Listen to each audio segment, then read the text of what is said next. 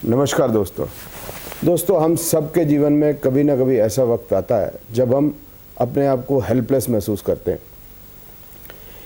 कोई भी ऐसी प्रॉब्लम खड़ी हो सकती है, जैसे कोई प्रोफेशनल प्रॉब्लम हो सकती है, फाइनेंशियल प्रॉब्लम हो सकती है, कोई संबंध विच्छेद हो सकता है, हस्बैंड वाइफ का आपस में झगड़ा हो सकता है, कभी बच्चा कोई बिगड़ जाए तो जो पिता या माता बहुत परेशान हो सकती है। ऐसे कई ऐसी समस्याएं हैं जो हो सकती हैं। कोई प्रॉपर्टी का मैटर हो सकता है, कोई झगड़ा हो सकता है, कोई कानूनी कार्रवाई में पचड़े में आदमी फंस जाता है। तो ऐसे में जब वो हेल्पलेस महसूस करता है तो आम आदमी की ये साइकोलॉजिकल बात है कि वो कोई ना कोई ऐसा आदमी ढूंढता है जो उसको उसमें से निकाल ले।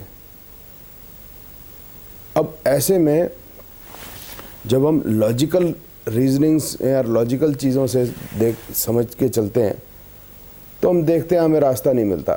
जैसे कोई बहुत बीमार है,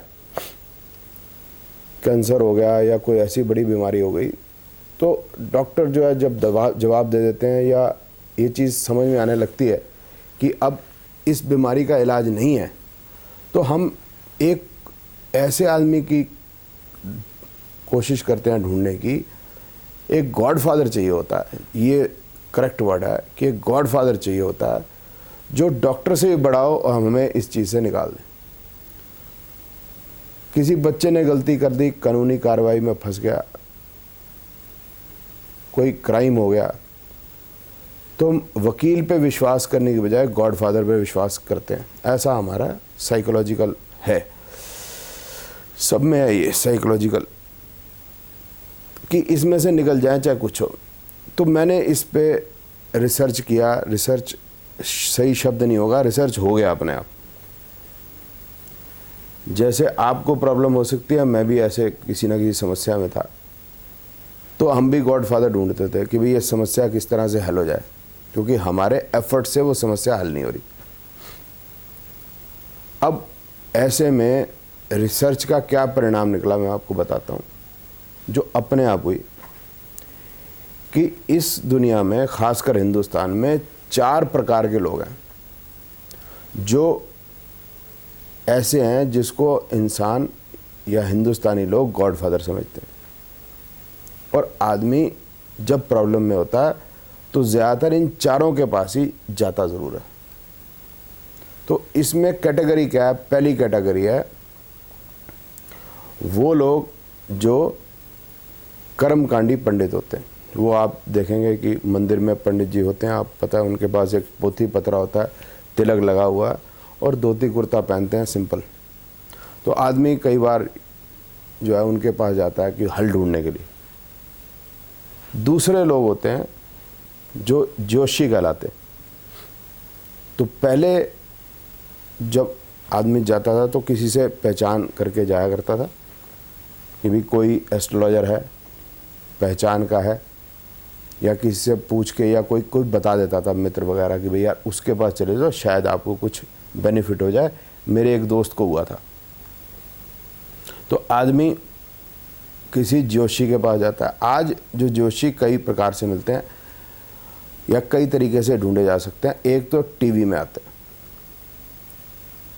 दूसरे यूट्यूब पे आजकल मिलते हैं वीडियोस में, जैसे मैं हूँ यूट्यूब पे, आपको मेरा ये वीडियो दिख रहा है, और अखबारों में आपको दिख जाएगा आर्टिकल्स वगैरह मैगजीन्स में, या फिर आपके पर्सनल किसी कॉन्टैक्ट से। नॉर्मली यही रास्ता या तरीका होता है। ये दूसरी कैटेगरी है। तीसरी कैटेगरी है तांत्रिक। ठीक है, वो भी आपको अखबार में मिल जाएगा और अलग तरीके से कहीं ना कहीं से पता चल के मिल जाएगा। और चौथी कैटेगरी है गुरुजी टाइप्स लोग के। अब इन पे चारों पे हम समझने की कोशिश करते हैं कि कौन सा गॉडफादर है जो हमें हमारी इस समस्या से निकाल पाएगा। एक पांचवी चीज़ हम और भी ट्राई करते हैं नॉर्मली, वो किसी आदमी से विषय में नहीं है। हम किसी धार्मिक स्थान की यात्रा करते हैं या खुद भगवान के पास जाते हैं, मंदिर में जाते हैं, धार्मिक स्थान में जाते हैं कि भाई ये प्रभु जी हमारी समस्या का निराकरण कर दो, हम आपके पास आए। तो इन पांचों क्लासिफिकेशन पे डिस्कस करने की, समझने की कोशिश करते हैं कि कौन हमारे इस समस्या का निराकरण करेगा, कौन हमारे को इस समस्या से निकालेगा। तो पहले तो हो गए गुरुजी टाइप्स, ठीक।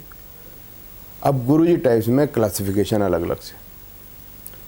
एक क्लासिफिकेशन है गुरुजी टाइप्स की, आपने जानते ही हैं, वो हैं श्री श्री रविशंकर जी, ठीक। वो आर्ट ऑफ लिविंग के हैं। एक हो गए हमारे बाबा रामदेव जी, ठीक, इनका भी पतंजलि हो गया, ठीक। अब इन दो क्लासिफिकेशन देखते हैं, फिर कुछ और इनमें भी क्लासिफिकेशन है, जैसे हो गए आसाराम बापू जी, ठीक है, परम श्रद्धेय श्री श्री राधे माँ, ठीक, और निर्मल बाबा। अब हमें देखना है कि हम अगर इनके पास जाते हैं तो क्या हमें कोई हमारी समस्या का निराकरण मिलेगा नहीं, हमारी समस्या जो है इसमें इसका समाधान होगा या नहीं। रामदेव जी तो कहते हैं सिंपल है, कपाल भारती करो, अनुलोम विलोम करो, उनको तो कुछ आता ही कुछ नहीं, योग करो। उन्होंने कभी नहीं कहा कि मैं किसी की समस्या का निराकरण कर सकता हूँ। वो खुद भी फंस गए थे, एक बार आपको याद हो, कांग्रेस की गवर्नमेंट थी तो फंस गए थे, खुद ही परेशान हो गए थे। अब इंसान है, जब भी ऐसा बड़ा एडवेंचर करेगा तो फंस सकता है। उन्होंने कभी नहीं कहा कि मैं निकाल सकता हूँ। उन्होंने अपने मेहनत से, ये ज़रूर है कि जो डेली यूज़ की जितनी भी चीज़ें हैं, FMCG जिसको कहते हैं हम, उसमें क्रांति ला दी है हिंदुस्तान के अंदर। बट वो कभी भी नहीं कहते कि मैं किसी कोर्ट केस से बचा लूँगा आपको, किसी मेडिकल प्रॉब्लम से आपको बचा लूँगा, अगर वो प्रॉब्लम जो है हद से बाहर निकल गई है तो इसका मतलब हुआ है कि बाबा रामदेव जी के पास जाने का तो कोई फ़ायदा है नहीं। वो तो खुद कहते हैं कि जी खुद ही करो कपाल भारती, खुद ही करो अनुलोम विलोम, तभी कुछ होगा, नहीं तो होगा नहीं। दूसरे हो गए श्री श्री रविशंकर जी। अब मैंने उनको भी नहीं सुना कभी वो कहते हो कि भाई मैं कोई समस्या का निराकरण कर दूंगा। वो तो यही कहते हैं भाई सुदर्शन क्रिया करो, ये वाली क्रिया करो, वो वाली क्रिया करो, बस सांस ऊपर नीचे लेते रहो बस, अब उसके बाद जो ज़िंदगी में होगा देखी जाएगी। उन्होंने भी नहीं कहा। अब आ गए कृपा आती रहेगी, कृपा आती रहेगी, ठीक है, ठीक है। अब ये कृपा आएगी, कृपा आएगी, 10% दे दो कृपा आएगी, 10% दे दो कृपा आएगी। अब कृपा आएगी, तुम्हारे पास भाई क्यों नहीं आती 10%, तुम क्यों दुनिया से मांगते, ठीक। ये हमको समझना है कि एक कोई आदमी अगर टीवी का कोई आधे घंटे का, 15 मिनट का, 1 घंटे का स्लॉट परचेज करता है और कोई चीज़ दिखाता है और कहता है 10% मेरे को दे दो कृपा आएगी, तो आप समझ सकते हैं, बोलने की मुझे ज़रूरत नहीं है। वो हमसे खुद याचना कर रहा है हमें पैसा दो, हमें ठग रहा है, तो दूसरों को वो कैसे समस्या से निकाल देगा, कृपा कैसे आएगी, ठीक। एक हो गए श्री श्री राधे माँ टाइप्स। मैं कहा एक वो ही नहीं है, और भी है। अब आप समझ सकते हैं, पूरी ज्वेलरी की दुकान है, मुंह से कुछ निकलता नहीं। वो बप्पी लहरी से भी आ गए ना, तो मुंह से कुछ निकलता नहीं। अब कैसे स्पिरिचुअल है मेरे समझ नहीं आता, कैसे लोगों को जो है समस्या से निकाल देंगे। गोदी में आते, गोदी में जाते, ऐसे टीवी में दिखाते, यूट्यूब पे भी देखते हैं, ऐसा हो रहा है। अब समस्या बाहर है कि भाई कैसे समस्या का निराकरण होगा। अब आसाराम जी तो खुद ही फांस गए हैं, ठीक है। अब लोग कहते हैं भाई ये फांसाराम हो गए, झांसाराम हो गए, क्योंकि आदमी परेशान है, खुद फंस गया। लेकिन वो खुद समस्या में है तो वो अपनी समस्या का खुद निराकरण नहीं कर पा रहे। तो इसका मतलब ये हुआ कि ऐसे लोगों के पास हमारी समस्याओं का समाधान होगा। अब आपके सामने है सब कुछ। इसके बाद आगे हम चेहरा देख के दिल का हाल बताने वाले, ये हो गए तांत्रिक टाइप्स। चेहरा देख के दिल का हाल बताने वाले। 21 घंटे में चमत्कार। नॉर्मली आप देखेंगे कि यही ऐड आती है और ये आप देखोगे खुद महीने बाद अपना चेहरा दिखाने लायक नहीं रहते। भूत आ रहा है, चुड़ैल आ रही है, ठीक है, भूत डाल दूंगा चुड़ैल आ जाएगी। अब ये क्या बातें हैं, किसी ने आपके ऊपर कुछ कर दिया है, मैं वो काट दूंगा, मेरा कोई किया काट दे तो उसको 1 लाख रुपए इनाम। भैया ऐसा है, हिंदुस्तान पाकिस्तान का बड़ा परेशानी चल रही है, तो कुछ कर दो, भूत चुड़ैल डाल दो नवाज शरीफ पे और इधर मोदी जी पे भी डाल दो, दोनों पे डाल दो, दोनों में सुलहनामा हो जाए और रोज़ रोज़ का ये कलेश ख़त्म हो। 50 उधर मर रहे हैं, 2-4 इधर मर रहे हैं, काम ख़त्म हो जाए। अब ये तो होगा नहीं कि इधर मरेंगे तो उधर नहीं मरेंगे, दोनों तरफ मरेंगे, शांति हो जाए। कुछ कर दो ऐसे, या उधर आर्मी खड़ी है तो इधर कोई आप ऐसा जादू कर दो कि वो आर्मी ख़त्म ही हो जाए, मामला फिनिश हो जाएगा ना एक बार। तो ये चमत्कार हम छोटे मोटे आदमियों पे क्यों करते हो भाई, बड़े आदमी पे क्यों नहीं कर सकते? क्यों जो है वोटों की राजनीति हो रही है? सीधा सीधा तांत्रिक वाली राजनीति होनी चाहिए, ठीक है। और ये तांत्रिक लोग ही प्राइम मिनिस्टर प्रेसिडेंट खुद क्यों नहीं बन जाते हैं, ठीक है। अब ये बहुत बड़ा क्वेश्चन मार्क हो गया, समझ आ गई आपको। अब आगे बात हो गया अब जोशी। अब जितने भी आप टीवी पे जोशी देखेंगे, ज़्यादातर आप पाएंगे कि ये टाइम स्लॉट खरीद के आते हैं। टाइम स्लॉट खरीदने का मतलब है, कई चैनल हैं ऐसे, जैसे साधना चैनल। अब इसमें क्या करते हैं, वो आधा घंटे का चैनल परचेज होता है। साधना चैनल खुद कुछ नहीं करता, वो क्या करेगा, आधा घंटा अपना सेल कर देगा एयर टाइम। उसके अंदर जो एस्ट्रोलॉजर है, ज्योतिषी है, वो अपना बैठेगा स्टूडियो के अंदर, शूटिंग होगी, या अपनी जो वीडियो है खुद बनाएगा और वो वीडियो वो एयर कर देंगे। वो ज्योतिषी क्या बोलता है उससे चैनल को कोई लेना देना नहीं, वो अपना डिस्क्लेमर लगा देंगे। तो कई टाइप के आएंगे। अब ज़्यादातर 7-8 चीज़ें होती हैं जिससे हिंदुस्तान में जो आदमी पैदा होता है डरता है। एक है साढ़े सती, एक है कालसर्प, एक है मंगलीक, एक है पितृदोष, एक है राहु केतु शनि। मंगल से भी डरते हैं, ये मोटे मोटे हैं। एक गंडमूल नक्षत्र है, तो इनसे डरते हैं। अब ये इन्हीं से डराते हैं, क्योंकि अब जो भी ज्योतिष सीखने आया है उसको ये पता है भी इससे डरना है मेरे को। यूट्यूब पे वीडियोस अवेलेबल है, आप यूट्यूब पे देखते हैं मैंने किस चीज़ से डरना है। ये हमने नहीं देखते कि हमने क्या सीखना है। मैंने ज़्यादातर यही देखा कि मैंने किस चीज़ से डरना है, मेरी पत्री में क्या समस्या है, तो मेरे को किस चीज़ से डरना है। और इससे ही सारे के सारे डरा रहे होते हैं, तो और डर बढ़ जाता है। और अगर मैं कहूँ आपका गुरु खराब है, गुरु की वजह से प्रॉब्लम है, तो कोई नहीं डरता। बुध से डराऊं, कोई नहीं डरता। सारे शनि राहु केतु से डरते हैं। अब समझ नहीं आया ये क्या चक्कर है कि भाई तुम इसी से क्यों डरते हो। उसका रीज़न सिंपल है कि बचपन से ही कहीं ना कहीं से उसको इन्फॉर्मेशन लगने लग जाती है हिंदुस्तान के अंदर, भाई इससे डरना भैया। क्योंकि यूट्यूब हो, मैगजीन्स हो, अखबार हो, टीवी हो, सब में यार राहु ने कर दिया, केतु शनि फलान ढाई सेड़ा सत्ती काल सर्प। अब ये सारी प्रॉब्लम हिंदुस्तान में है भैया। क्या प्रॉब्लम है भैया? जितने भी ईसाई धर्म के कंट्रीज़ हैं, अमेरिका ले लीजिए, कनाडा ले लीजिए, ब्रिटेन ले लीजिए, जर्मनी ले लीजिए, स्पेन है, फ्रांस है, जो भी हैं, स्विट्ज़रलैंड है, सब ने तरक्की कर ली। सब मॉडर्न कंट्रीज, ऑस्ट्रेलिया, न्यूजीलैंड। जो बुद्धिस्ट कंट्रीज़ हैं, चाइना, जापान, कोरिया, वो सारे इलेक्ट्रॉनिक्स में तरक्की कर गए। जो मुस्लिम कंट्री हैं, एक आध को छोड़ दो, कमाल की बात है, सबके नीचे तेल निकल आता है।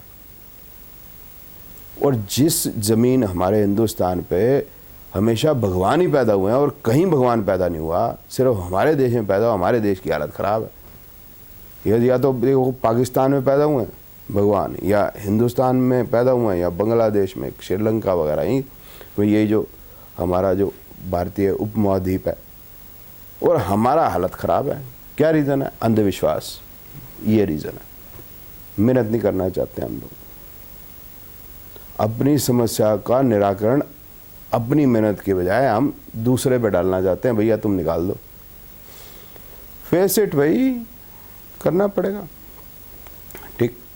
अब जोशियों खुद देखो, वो बेचारा खुद ही परेशान है। वो खुद भी प्रॉब्लम्स में है। आप खुद देखेंगे जोशी खुद ज़मीन पर नीचे तोता लेके बैठा दिखेगा आपको कई जगह पे। तो ये तीन मेरी जो अपनी असेसमेंट है, ये तीनों लोग जो हैं ये किसी का कुछ निराकरण नहीं कर सकते। ये अपनी समस्या संभाल लें, भगवान इनको इतनी शक्ति दे दो तो ठीक।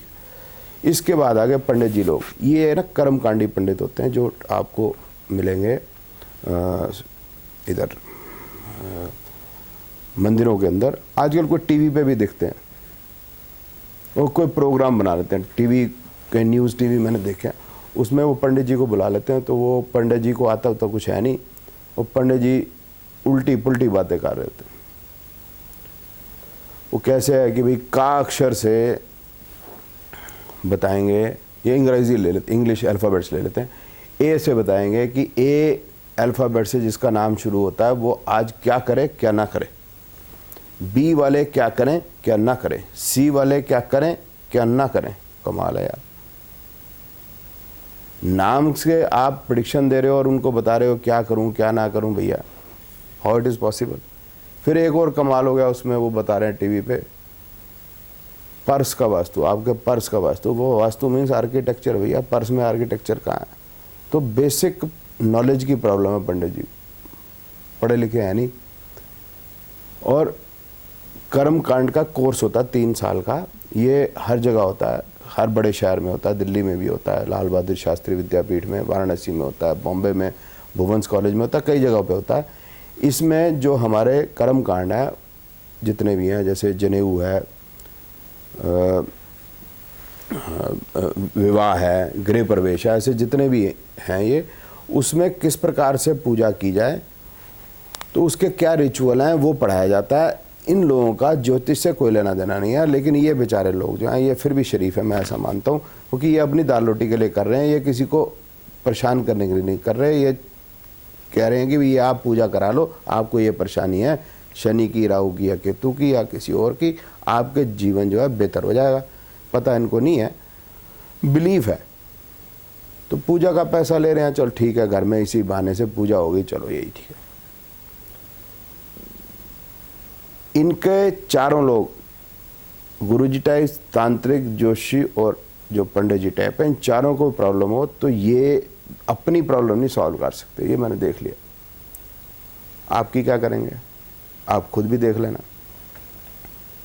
लेकिन कई बार ये हो जाता है कि हमारी ये आस्था हो जाती है कि नहीं, इनके जो उपाय बताने से मेरे को फ़ायदा हुआ है, ऐसा होता है ऐसा। वो क्यों होता है ये समझा देता हूँ। जैसे आपको बता दिया किसी ने, मैं मंगली भाई जैसे दूसरा एग्जांपल लेते हैं, जैसे माँ गई कि बेटी की शादी कब होगी, पंडित जी ने बता दिया कि लड़की मंगली का है। अब पूछा गया था शादी कब होगी, जवाब कर दिया लड़की मंगली का। अब दोनों सवाल कुछ है, जवाब कुछ है। कमाल की बात, सवाल कुछ पूछ रहे हैं, भैया जवाब तुम शादी का बताओ ना, मंगल कैसे लीक कर सकता है मेरे भाई। अब क्योंकि हम मंगलीक से हमारी डरने की आदत है, तो हम बोलते हैं अच्छा पंडित जी फिर क्या उपाय है। तो पंडित जी बोलते हैं भाई ऐसा है कि हनुमान जी के चोले चढ़ाने पड़े। हनुमान जी के चोले चढ़ाना पड़ेगा। अब हमको सबको समझ में आते मंगल जी का हनुमान जी से कोई लेना देना ना। जब हनुमान जी को खुद नहीं पता मंगल से उनका क्या लेना था, हमें पता है। अब उसको बता दिया भाई 11 चोले चढ़ा दो। 11 चोले का मतलब तकरीबन 3 महीने का काम हो गया, हर मंगलवार को चढ़ाने। अब हर मंगलवार को चोला चढ़ाया, शादी समझ लो 4 साल बाद होनी है, तो शादी तो नहीं होगी। हनुमान जी की अपनी नहीं हुई, भैया तुम्हारी कहाँ से कराएंगे। चलो खैर, अब 3 महीने के बाद तो या तो उसी पंडित जी के पास दोबारा जाया जाएगा, या आप दूसरे किसी जोशी के पास जाएंगे। अब समझ लो दूसरे जोशी के पास गए तो अब जो लेडी है जिसकी बेटी की शादी नहीं होती, वो ये नहीं पूछेगी शादी कब होगी बेटी की, वो ये पूछेगी पंडित जी लड़की मंगली का ये बताइए क्या करें हम। अब वो पूछेंगे भैया आपको कहाँ से पता चला, तो उन्होंने बोला हाँ जी वो पंडित जी से पता चला। बोलते कोई उपाय किया था, बोले हाँ जी हनुमान जी का चोले चढ़ाए थे। बोलते हो ये क्या कर दिया। ये तो बीबी पाप कर दिया। बोले ये पाप कैसे हो गया? बोले कुंवारी कन्या से ब्रह्मचारी का चोले चढ़वा दिया। अब बीबी घबरा गई। अब वो बोले जी पाप के उपाय करो। अब वो औरत बेचारी पाप के उपाय करने जाएगी। ऐसे घूमती घूमती जब 4 साल पूरे होने को आएंगे, आखिरी जोशी के पास जब पहुंचेगी, उसने जो इलाज बता दिया वो इलाज लग जाएगा। अब ये बात पक्की हो जाएगी मंगलिक होता है, धारणा पक्की होगी कि मंगलिक है, बेटी की शादी होगी। अगर ये सब ना भी करते तो भी बेटी की शादी होनी थी। ठीक। अब बात यह है कि क्या हमें ये जो लोग बताते हैं पूजा या कोई भी उपाय बताते हैं, हमें करने चाहिए नहीं करने चाहिए? आपको लग रहा होगा मैं इन सब के अगेंस्ट हूँ। नहीं, पूजा कीजिए ना, आपको आत्मबल मिलेगा, आपको आत्मबल मिलेगा। आप पॉजिटिव लोगों के पास ही जाके बैठेंगे, मंदिर जाएंगे तो वही लोग आएंगे जो भगवान में आस्था रखते हैं, परम पिता परमात्मा में उनकी आस्था है, डरते नहीं है। One is God fearing and one is God believing. शराब खाने जाएंगे, वैसे लोग मिलेंगे तो आपका समाज वैसा मिलेगा, तो फ़ायदा है, लेकिन जो आप कह रहे हैं या आप समझ रहे हैं वो फ़ायदा नहीं है। इसी प्रकार से जैसे आप विभिन्न प्रकार के तीर्थ स्थलों में जाते हैं, बहुत फ़ायदा, बहुत ज़्यादा फ़ायदा, वही लोग मिलेंगे, अच्छे लोग मिलेंगे आपको। लेकिन भगवान कुछ कर देगा ऐसा नहीं है, ये मान लीजिए और ये समझ लीजिए। तुलसीदास जी ने कहा कि हुई है वही जो राम रचि राखा, और भगवान कृष्ण ने भी कहा है कि कर्म का फल है। अब आप जाने कि आपको उपाय चाहिए या कर्म चाहिए।